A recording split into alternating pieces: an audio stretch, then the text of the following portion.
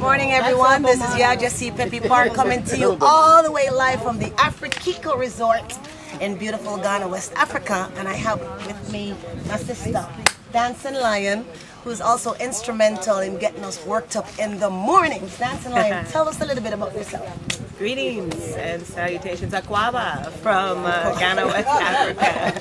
I am here to absorb and explore the possibilities of repatriation with my husband. But in addition to that, I am honored to occasionally be able to get you all up in the morning and exercised. I'm a naturopathic doctor, but also a certified fitness professional. So we're doing some working out under the beautiful African skies and touching the beautiful African ground and getting energized and focused and stretched out for our day. And it's been beautiful, been able to see the sunrise and hear the roosters crow and breathe the air of home. It's marvelous. So thanks for the opportunity. Beautiful. And is this your first time in Ghana? It is. And this is my first time here. What made you decide that I'm gonna do it and I'm gonna do it now?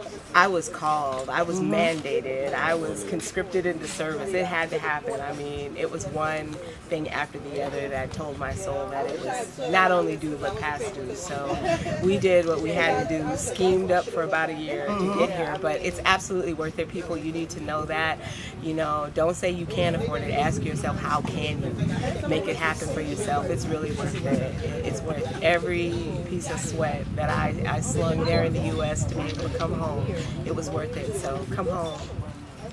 Beautiful. And you said come home, and one of the videos that we have put out so far that's getting rave reviews is the Welcome to Ghana video that we shot when we were just coming out of the airport, in which you had this emotion overcame you. It did.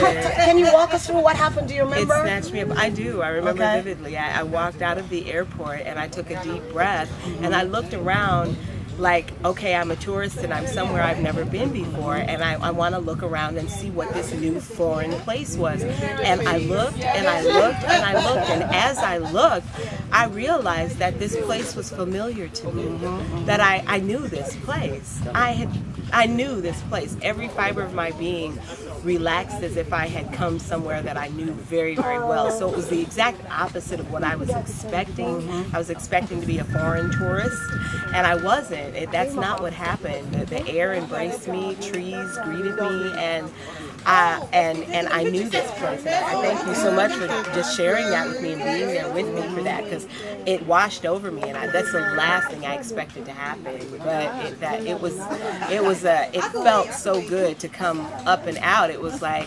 I've been misled, or I allowed myself to be misled into believing that this was a foreign country, and it's not. It's not.